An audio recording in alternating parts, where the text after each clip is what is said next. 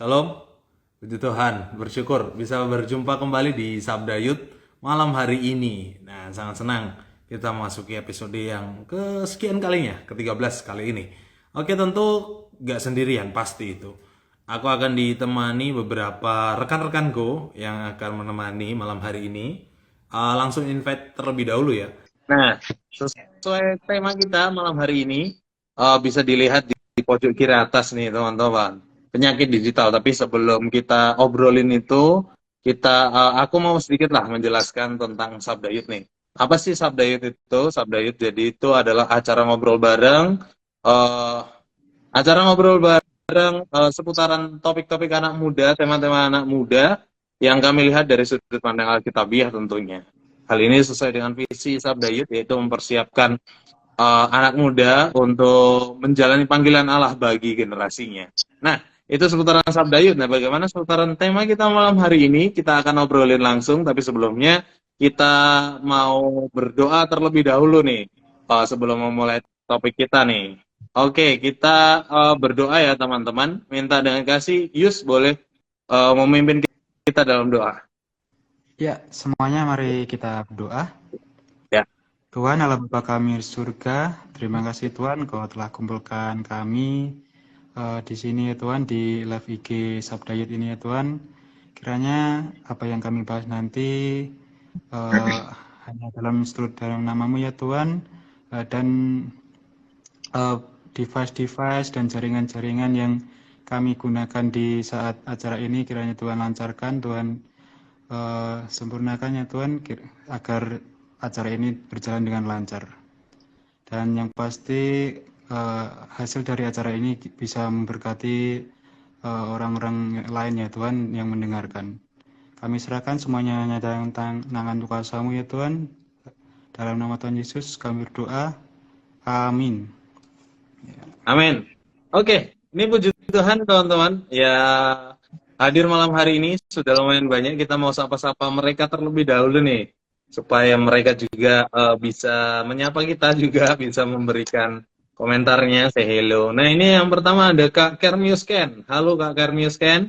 Jumpa lagi ada Kak Mei Margwati, ada Kak Aum Sutisa, ada Kak Jennifer, ada Kak Ivan, Kak Yahya, Kak Orieni, Kak Salma, Kak Tere, Kak Martin September, Kak Sempurna Kasihmu, Kak Marliana, Kak Ling Budi, Diantonang Santoso, dan Kak Prana. Nah, ini puji Tuhan. Kak Diantonang juga bisa memberikan langsung komentarnya. Puji Tuhan, mantap. Oke, thank you semuanya. Jangan lupa nanti ketika kita ngobrol, boleh teman-teman langsung memberikan komentarnya nih terkait tema kita, terkait obrolan kita. Boleh dengan pernyataan, boleh dengan pertanyaan. Nanti kita boleh diskusikan bersama.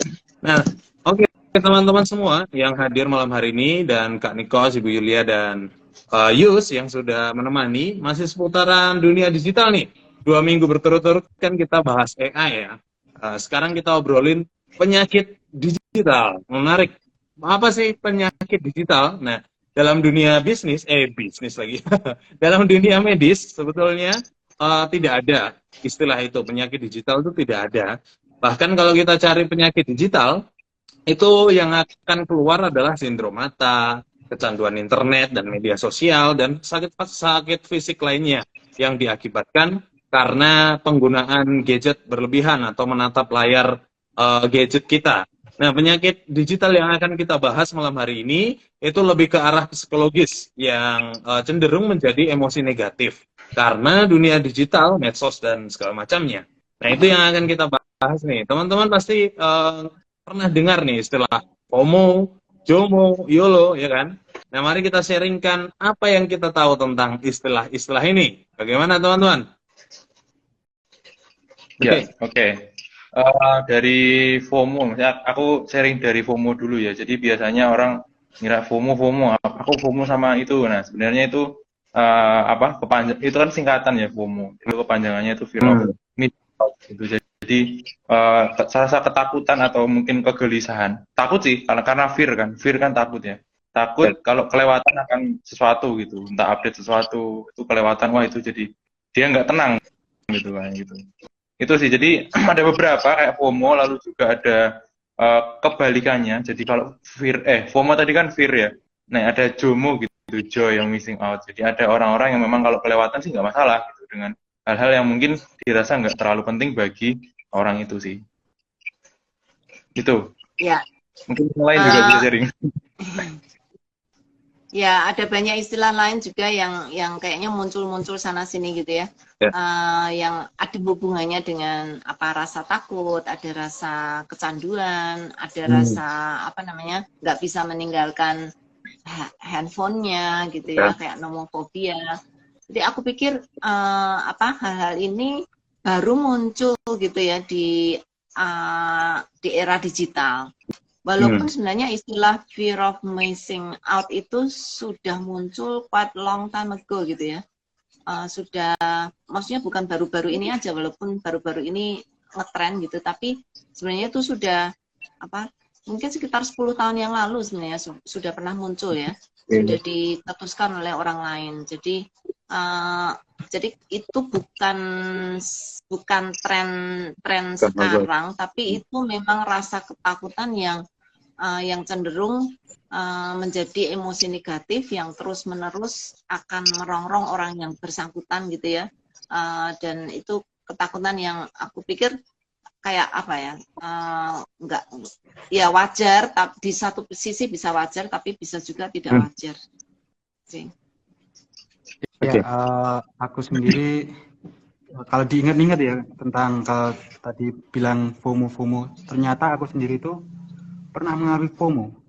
Nah, ini aku sendiri juga kaget ya setelah mendengar penjelasan dari Mas Niko sama Bu Yulia tadi. Aku itu pernah keterkena FOMO pas tahun 2019-an itu lagi booming-boomingnya sepatu kompas tuh. Mungkin teman-teman ada yang tahu ya sepatu kompas. Nah, itu promosinya sepatu kompas itu jor-joran. Nah, aku tertarik nih. Wah, aku ingin banget nih punya sepatu kompas. Nah, waktu itu aku sampai buat alamat, kan di kayak Tokopedia itu kan bisa milih alamat, dan aku sampai buat 3 alamat tuh buat beli sepatu kompas itu. Sampai segitunya sih aku dulu. Memang sangat sulit ya. Ya, sepakat sih. Kalau terkait FOMO ya, kayaknya bisa jadi ya kita semua pernah mengalaminya, walaupun dengan porsi yang berbeda. Mungkin ada yang FOMO sekali, masuk ke ketakutannya secara berlebihan, ada yang masih masih bisa dikendalikan. Tapi aku sendiri mengamati tren sekarang ya. Kalau melihat yang lagi rame kan konser Coldplay. Nah, itu kan konser harga tiketnya mahal ya, tapi banyak juga yang tertarik sampai 11 juta gitu. Karena ada segi YOLO-nya di situ. You only live once, hidup banyak sekali. Coldplay nggak datang 2 kali, belum tentu juga. Jadi akan habis-habisan untuk hal yang belum tentu datang 2 kali. Itu yang ku lihat dari YOLO. Dan aku lihat juga dari beberapa artikel, khususnya statistik terkait penyakit ini ya, penyakit psikologis digital ini, ada begitu banyak, kurang lebih yang ku pernah baca adalah 56%-an remaja itu sudah terjangkit atau mengidap FOMO itu sendiri. Dan bahkan di Facebook tadi aku baru baca banget di Solo, mahasiswa Universitas Solo ini banyak yang sudah terjerat pinjol karena mengikuti tren-tren gitu. Nah, itu ketakutan-ketakutan seperti itu yang berbahaya yang ku baca dan ku lihat sih. Gimana menurut teman-teman? Ya. Ya, Ibu. Nikos dulu. Kamu dulu. Ya, dari yang aku sempat baca juga sedikit sih tentang FOMO, lalu juga kebalikannya JOMO, lalu juga istilah-istilah yang lain. Sebenarnya ada banyak ya, ada fear of being obsolete dan juga yang lainnya. Nah, sedikit sih. Jadi sebenarnya sorry ya, agak sedikit promosi ya. Jadi sebenarnya sempat dibahas juga di salah satu WAG yang Sabda punya, yaitu Growing Together, terkait penyakit-penyakit digital ini. Nah, aku juga mau sharing sedikit kalau yang namanya fear of missing out itu setuju dengan Ibu Yulia tadi, dimension dibagi cenderung sudah lama sebenarnya ada, tapi di tahun 2000-an awal gitu ya, ketika internet sudah mulai booming, istilah ini mulai occurred gitu, mulai muncul gitu, disertai dengan istilah-istilah yang lainnya. Dan aku juga sempat baca, kira-kira mungkin tahun 2004, aku lupa siapa yang nge-statement istilah fear of missing out, tapi sekitaran itu yang apa namanya, di sekitar tahun itu mulai FOMO itu muncul gitu. Itu sih, nambahin sedikit aja. Mungkin dari Ibu tadi ingin menanggapi. Iya, aku pikir apa ya, kan sering FOMO itu diversuskan dengan JOMO ya. Maksudnya fear, tapi ini ada apa semacam gerakan gitu untuk jangan FOMO, mari kita pindah ke JOMO gitu ya. The joy of missing out. Pikir kalau FOMO itu kalau itu dalam skala kecil gitu ya. Apalagi kalau pekerjaan kita memang berhubungan dengan apa mobile device, ya nggak bisa enggak gitu ya. Tapi kalau banyak ya itu jadi masalah karena ya akibatnya jadi merugikan. Tapi JOMO pun kelihatannya bagus ya, joy of missing out ya nggak apa-apa lah. Kita nggak perlu iri, nggak perlu lihat orang lain, nggak perlu gitu-gitu gitu ya. Tapi kalau benar-benar missing kan juga enggak, maksudnya kalau kita benar-benar kehilangan kontak, kehilangan relasi dengan orang itu juga nggak baik gitu ya. Jadi JOMO pun ada segi negatifnya kalau kita nggak hati-hati gitu, karena orang Kristen atau manusia lah secara umum tuh didesain oleh Tuhan menjadi manusia sosial, jadi harus berelasi dengan orang lain, tapi dalam porsi-porsi yang jelas gitu ya dan yang berguna. Itu sih. Ya, setuju banget statement Bu Yulia tadi yang di awal, kalau porsinya dikit itu masih bisa ditolerir, tapi kalau porsinya sudah banyak, kita kecanduan sudah banyak, nah itu bisa berbahaya bagi kita. Nah, ini aku baca-baca nih dari suatu website di kampus UGM tuh, kan salah satu akibat dari FOMO ini kan kecemasan kita menjadi lebih tinggi kan ya. Nah, ini ternyata kalau menurut websitenya di UGM ini, kecemasan itu jadi peringkat tertinggi penyebab bunuh dirinya anak-anak remaja nih, taman sekarang sampai segitunya nih, kecemasan itu menjadi buruk gitu, Kak Re.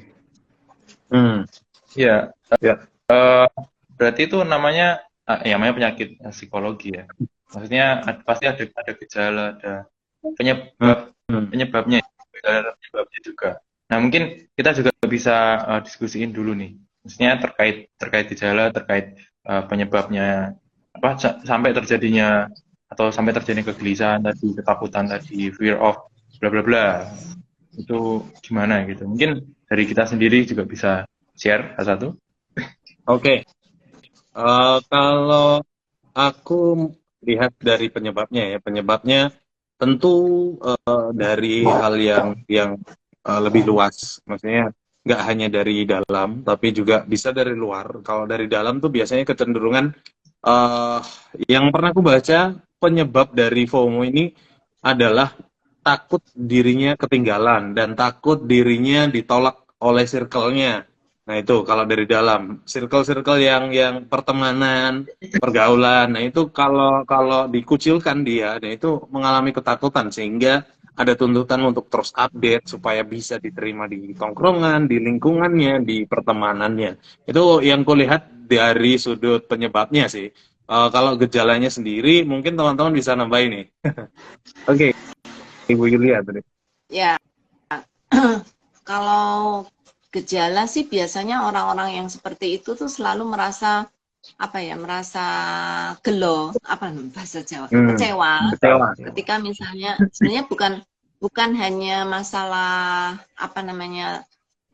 news yang viral ya, tetapi misalnya kayak iklan gitu. Aduh, Coba aku tahu kemarin, aduh promosinya udah hilang, aduh, terus nyeselnya tuh berhari-hari gitu, nggak habis-habis, dan habis itu terus setiap kali ada iklan selalu dia lihat gitu, takut kalau nanti ada iklan yang bagus yang dia akan ketinggalan gitu ya. Juga misalnya kayak apa namanya peristiwa-peristiwa yang lagi deket dengan kita gitu. Aduh kemarin kok aku nggak tahu ya, atau bahkan aduh kemarin kok ada pertemuan ini, coba aku bisa ketemu sama si cowok itu gitu. Aduh nanti nyeselnya sampai berhari-hari nggak habis-habis gitu ya. Itu apa termasuk juga YOLO ya, itu once aku ini mungkin kesempatan satunya aku ketemu dia, tapi dia aku nggak datang, nggak bisa ketemu dia sejak itu, terus nggak mungkin lagi aku akan gitu-gitulah. Jadi agak exaggerating perasaan yang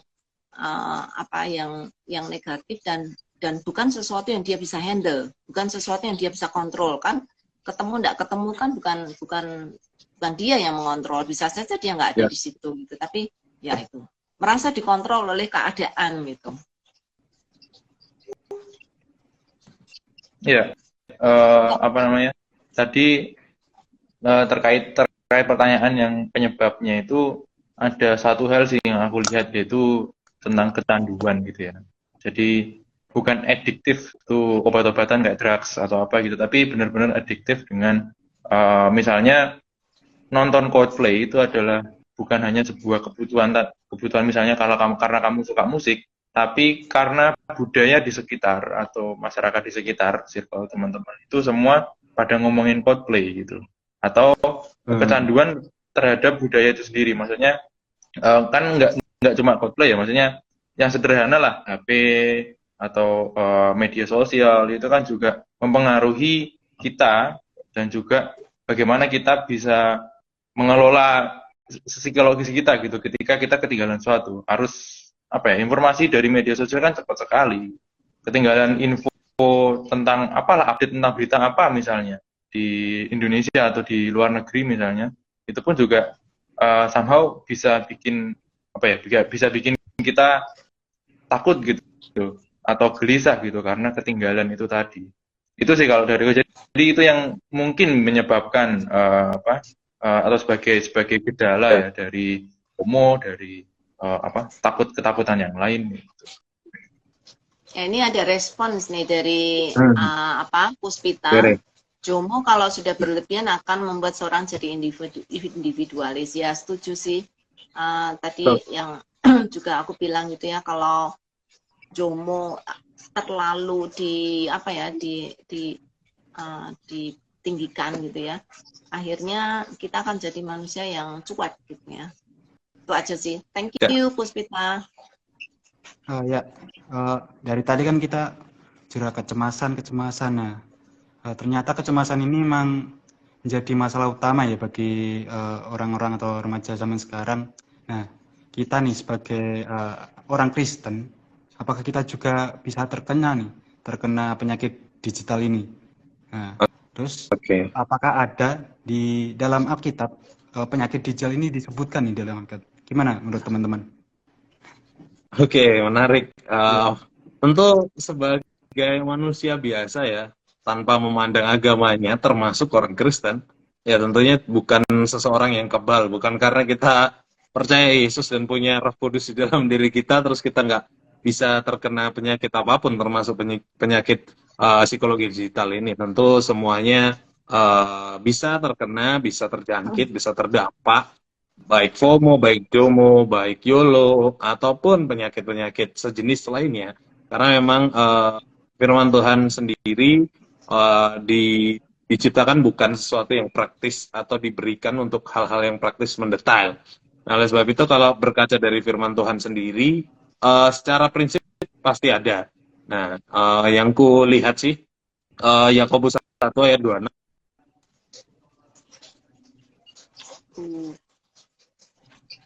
Muter ya. Muter ini ya. Di sini Mbak Fri. Oke. Nah, kembali lagi.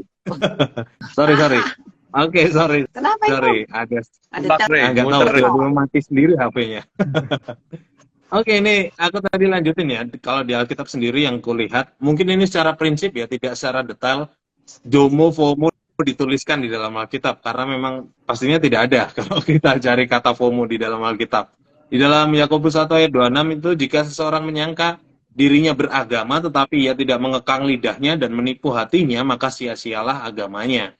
Nah, di situ dimaksudkan bahwa orang yang beragama, termasuk agama Kristen pun harus menahan diri, mengontrol diri, bagaimana dia merasa nyaman, bagaimana merasa ketertinggalan tadi, kekhawatiran dan segala macamnya itu. Itu sih.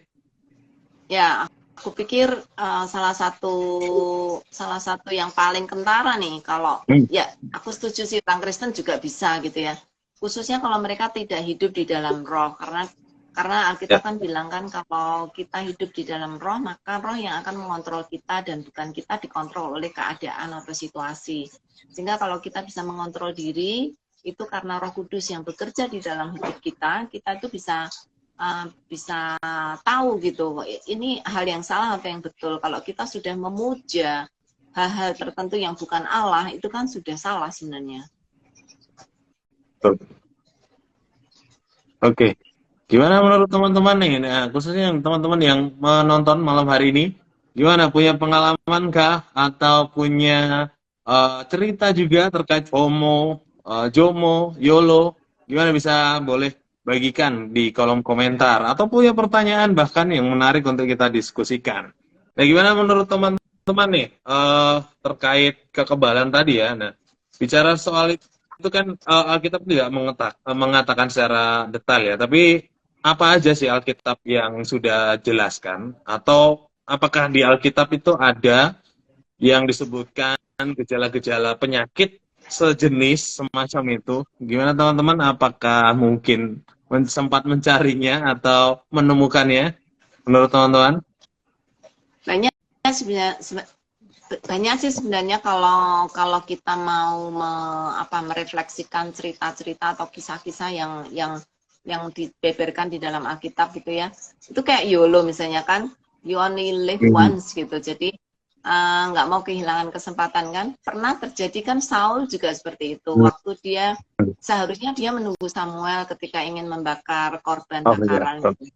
Tapi dia nggak sabar menunggu dan dia pikir mungkin ini kesempatan satu-satunya dia bisa melakukan sesuatu yang baik bagi Tuhan, pikirnya gitu ya. Tapi ternyata Tuhan justru tidak berkenan pada dia. Jadi kalau YOLO itu sebenarnya bertentangan dengan prinsip kekristenan. Karena apa? Karena hidup kita itu tidak dikontrol oleh kita gitu. Allah lah yang mengontrol hidup kita. Kesempatan itu datang bukan karena kita yang membuat, tapi karena Tuhan yang memberikan. Jadi seperti banyak ayat ya, kita buang undi, tapi Tuhan yang menetapkan hasilnya gitu ya. Kelihatannya undi kan kayak kebetulan gitu, tapi sebenarnya Tuhan yang sudah mengontrol hasilnya. Nah, kayak gitu. Jadi kalau kita percaya dengan YOLO itu sebenarnya kita nggak percaya bahwa Tuhan tuh berdaulat. Bahwa Tuhan tuh mungkin kita nganggap kesempatannya cuma sekali. Enggak, Tuhan bisa kasih kesempatan 2 kali, 3 kali, 4 kali. Jadi kalau kita mau mencoba menjadi Tuhan, wow, itu hal yang salah sekali. Jadi orang Kristen seharusnya tidak percaya dengan YOLO. Ya. Karena Tuhanlah yang mengontrol setiap kesempatan. Yus tadi, angkat tangan. Silakan, Yus. Kalau dari aku sih, aku tadi cari ayat Alkitab yang memang prinsipnya sama nih. Apa yang kita bahas itu dari 2 Timotius 2 ayat 16. Itu, tetapi hindarilah omong kosong yang tidak sopan, karena hal itu akan membawa orang ke dalam kefasikan. Nah, ini yang aku tangkap dari ayat ini, omong kosong nih. Kan tren-tren di luar sana yang lagi booming itu bisa dibilang dalam tanda kutip omong kosong, sesuatu yang nggak wajib kita dengarkan, wajib kita ikuti. Nah, kalau kita ikuti atau dengarkan omong kosong itu, tren-tren yang nggak penting itu, kita malah semakin menjauh nih dari Tuhan. Nah, aku menangkap dari situ, jadi hindarilah omong-omong kosong itu, kita lebih mendekatkan diri dengan Tuhan. Gitu, Kak. Ya, Oke. aku tambah sedikit aja. Jadi dari Galatia 5 itu tentang buah-buah roh ya. Jadi, tapi aku ambilnya itu di ayat 24. Barang siapa menjadi milik Kristus Yesus, ia telah menyalibkan daging dan segala nafsu dan keinginannya. Ya menurutku apa ya? Mereka FOMO itu adalah orang yang mengalami ketakutan kalau dia missing out sesuatu yang menjadi keinginan dirinya. Itu yang aku tangkap gitu. Jadi ketika seharusnya kita sebagai orang Kristen sudah hidup dalam Kristus itu nggak boleh fear missing out, dalam arti missing out sesuatu yang menyenangkan diri kita, yang membuat diri kita akhirnya entah gila dihormati, terus nggak ketinggalan era atau sebagainya. Ya memang itu sih yang prinsip-prinsip apa namanya yang aku tangkap dari ayat 24 ini, yaitu berusaha untuk mengutamakan Kristus dalam kehidupan kita gitu. Jadi fear of missing out-nya itu bukan tentang apa yang kita suka atau apa yang menjadi keinginan kita, tapi harusnya kita fear of missing out sesuatu yang seharusnya kita lakukan untuk melayani Tuhan gitu. Itu sih yang aku dapat dari ayat 24. Ya. Ya, oke. Aku mungkin jadi teringat tadi ketika Ibu Yulia sharingkan soal Saul dan ketika hendak memberi korban persembahan dan dihubungkan dengan YOLO. Aku jadi teringat si Abraham dan Sarai gitu. Udah YOLO, FOMO lagi. Khawatir nggak punya keturunan, akhirnya ya hidup cuma sekali, nggak punya keturunan, nanti mati nggak punya keturunan, sikat aja sama budaknya gitu. Nah itu jadi keingat itu sih, agak menarik. Ya. Ya, itu. Ya, sebenarnya contoh banyak loh di Alkitab tuh tentang penyakit yang kita sedang bicarakan ini. Alkitab sudah ngomongin jauh sebelum-sebelumnya. Nah, tadi aku tertarik dengan yang Galatia yang disebutkan oleh Nikos. Memang betul semua ketakutan-ketakutan itu karena sifat kedagingan kita gitu ya. Jadi kalau kita tidak hidup di dalam roh tapi hidup di dalam daging, ya kita terus akan dikontrol oleh kedagingan kita gitu. Jadi kalau kita benar-benar ingin melihat hidup kita itu tidak dikontrol oleh ketakutan, ya kita harus fear of missing God, bukan missing out tapi missing God. Kita harusnya punya ketakutan kita tuh miss God gitu. Jangan-jangan Tuhan tadi udah ngomong aku nggak dengar. Nah itu tuh perlu tuh dipikirin jauh-jauh. Iya, kita malah nggak pernah mikir gitu ya. Tuhan ngomong ya sudah gitu, kayak ya nanti siapa tahu Tuhan ngomong lagi. Kok bisa gitu ya? Tapi terhadap keadaan dunia kita malah terlalu sangat berharap. Harusnya kita lebih fear of missing God. Ya. Nah ini ada pertanyaan yang menarik nih dari Ibu Ling Budi tentang YOLO. Bagaimana dengan meraih kesempatan? Bagaimana nih teman-teman menurut teman-teman? Ya, namanya tentang kesempatan ini, kesempatan apa dulu nih Bu Ling? Ini Bu Lina ya. Kalau tadi nyambung sharingnya Ibu Yulia terkait kesempatan untuk bisa melayani Tuhan, ya kalau misalnya katakanlah kita pakai prinsip hidup di dunia ini kita sudah dapat anugerah untuk hidup di dunia ini, lalu kesempatan apa yang harus kita ambil, yaitu kesempatan untuk melayani Tuhan sih. Menurutku harusnya orang Kristen itu seperti itu. Jadi yang dikejar, yang diuber atau yang fear of missing God tadi sih. Ya, yang dicoba kejar itu memang bagaimana kita bisa melakukan kehendak Tuhan gitu. Jadi tapi bukan berarti terus habis itu terus kesempatan yang mungkin Tuhan kasih, misalnya kita dikasih kesempatan untuk bisa meniti karir di dunia tertentu, misalnya menulis kah atau melalui seni kah, itu juga dikasih Tuhan kan. Nah itu tapi melalui itu kita bisa tetap share kabar baik melalui apa yang sudah Tuhan percayakan pada kita. Mungkin itu kesempatan yang saya tangkap sih. Ya, itu tadi fear of missing sharing the gospel. Wah. Itu bagus Bu. Kalau kesempatannya itu untuk membagikan firman, kita miss, Nah, kita bisa gelo, tapi kita kembalikan kepada Tuhan. Kalau kita memang punya hati yang tulus, Tuhan akan kasih kesempatan lagi. Nggak mungkin cuma once gitu, pasti Tuhan kasih lagi. Nah, teman-teman, kita udah diskusikan banyak nih, nggak lengkap kalau kita nggak membicarakan tentang pelajaran atau hikmahnya gitu. Maksudnya gimana sih sebenarnya kita harus bertindak sebagai orang Kristen? Sebenarnya ada dua kemungkinan ya. Satu, kita mencegah. Kalau yang belum pernah nih, yang belum pernah mendapatkan penyakit itu, gimana caranya mencegah? Terus yang kedua, kalau sudah terlanjur dan sudah kena gitu, terus gimana solusinya? Jadi pelajaran apa nih yang teman-teman bisa sharekan khususnya ke teman-teman yang ada di rumah gitu, supaya kita bisa belajar bersama-sama. Ya, kalau dari aku sih Bu, yang pastinya ini kan tentang berkaitan erat tentang media sosial ya Bu. Yang pasti yang pertama kita harus bisa membatasi kita dalam bersosial media, dan kita harus juga imbangi antara sosial media dan kehidupan di dunia nyata kita nih. Nah, salah satu dengan mengatasinya itu pas kita di dunia nyata itu kita melakukan suatu hal yang bersifat positif. Jadi kalau kita contohnya kita orang Kristen nih, kita kalau di saya sendiri nih ikut kegiatan-kegiatan kepemudaan nih di gereja saya, seperti ada PA, terus kita membuat sesuatu yang intinya memuliakan nama Tuhan. Nah, gitu-gitu sih. Mungkin teman-teman bisa menambah ini, Kak Rea atau Mas Nikos. Oke, sepakat sekali dengan apa yang disampaikan Yus. Tentu penguasaan diri itu yang mendasar ya. Satu-satunya cara ya menguasai diri, sudah simpel.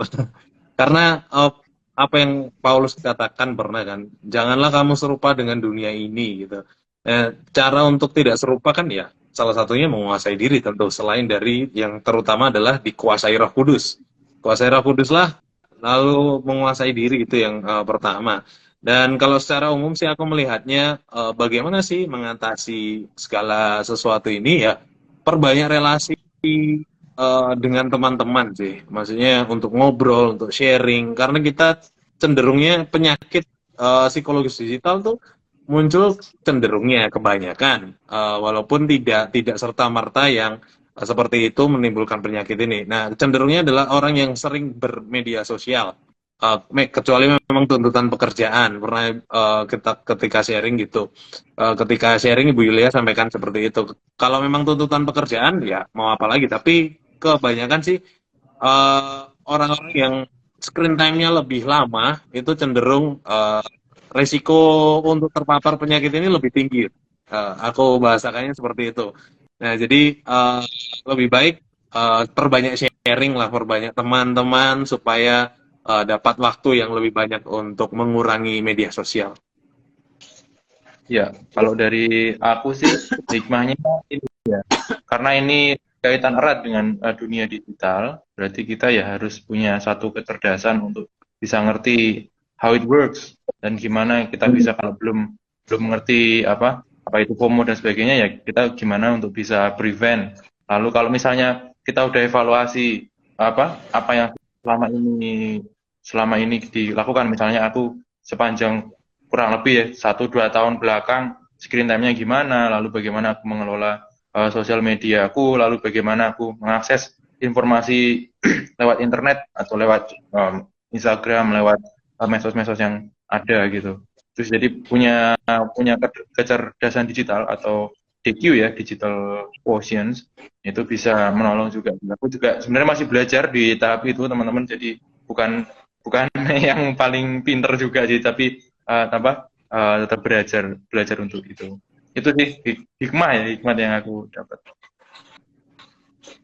Ya, aku pikir sebagai orang Kristen itu tadi aku mau sedikit ya nyinggung apa yang dibilang si Yus. Kita cari hal-hal yang positif. Mencari hal-hal yang positif di internet itu bisa membuat kita kecanduan loh. Mungkin bukan yang hal positif ya, tapi hal yang berguna untuk kita. Kadang itu positif tapi sebenarnya nggak berguna gitu. nyari macam-macam gitu, akhirnya buang waktu terlalu banyak. Jadi aku pikir sih sebagai orang Kristen kita harus punya apa ya, punya sense of apa duty gitu ya, bahwa kita itu hidup bukan untuk diri sendiri tapi untuk Tuhan. Jadi waktu, tenaga, kemudian uang dan semua harta itu milik Tuhan gitu, termasuk waktu. Itu lebih berharga daripada uang menurut aku gitu ya. Jadi kalau kita buang-buang waktu setiap hari dengan mencari hal-hal yang positif dan ternyata habis waktu itu juga tidak baik, tapi hal yang berguna. Jadi Alkitab pernah berkata ya, tidak semuanya berguna. Hal-hal yang baik pun kadang bisa menjadi tidak berguna. Jadi apa namanya, kita perlu hati-hatilah, punya apa ya, prinsip firman Tuhan yang jelas, sehingga ketika kita menghadapi masalah-masalah itu tuh kita langsung kling gitu, langsung kita ingat, oh iya itu Alkitab udah bilang kita nggak boleh gini, nggak boleh gitu ya. Ya, senada dengan komentar Ibu Ling Budi ini ya. Saya pernah dengar seorang hamba Tuhan yang mengatakan, daripada melihat status orang, lebih baik waktunya digunakan dengan membaca buku. Betul sekali, Bu. Memang itu jauh lebih berguna tadi yang Ibu Yulia bilang ya. Berguna, bermanfaat, baik untuk kita, baik untuk sekitar kita juga. Gimana menurut teman-teman tadi, Nikos? Mau nambahin atau? Oh, Ibu Yulia? Ini ada tanggapan dulu ya, dari Puspita. Kalau sudah terlanjur kena penyakit digital ini, pastinya kita harus ambil komitmen untuk bertobat, hidup dekat dengan Tuhan, supaya kita bisa disembuhkan. Karena penyakit digital ini memang seringkali tidak kita sadari. Ya betul Puspita, kata bertobat itu mungkin kuncinya ya.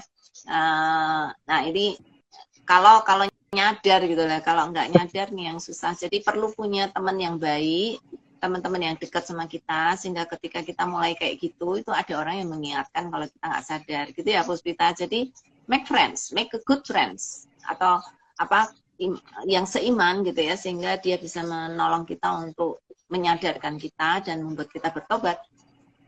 Thank you. Kalau nggak diminta ikut Sabdayut aja Bu. Iya.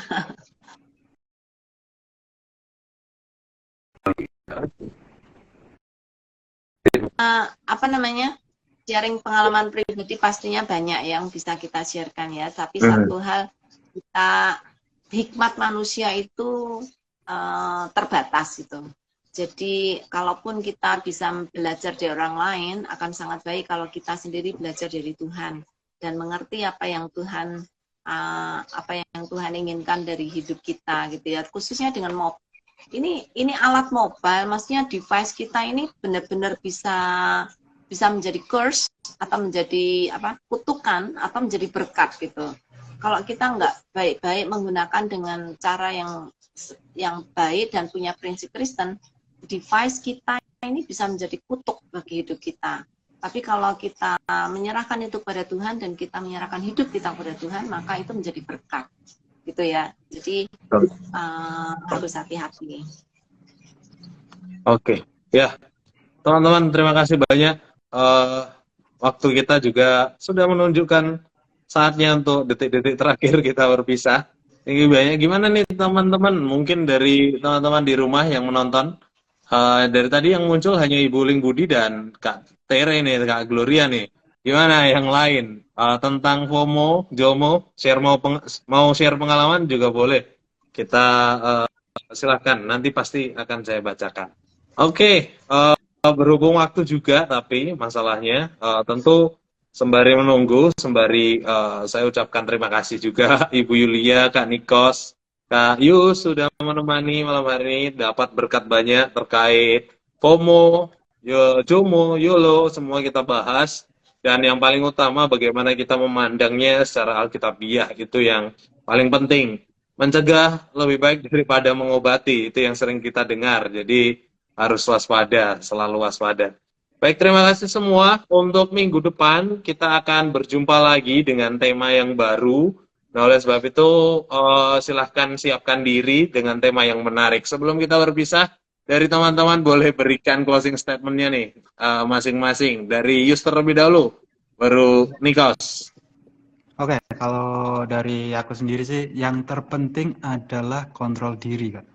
Kontrol diri, eh, manfaatkan media sosial atau apapun itu yang terkait dengan media atau internet itu dengan memuliakan nama Tuhan. Jangan memanfaatkannya dengan sia-sia. Dari kata tadi yang omong kosong tadi, Kak. Jangan apa dengan jadi omong kosong tapi menjadi berkat bagi kita semua dan untuk Tuhan, memuliakan nama Tuhan. Gitu, Kak. Ya, thank you banyak. Nikos? Ya, dariku perlu mengenali diri, lalu kedua ya mengenali itu tadi ya.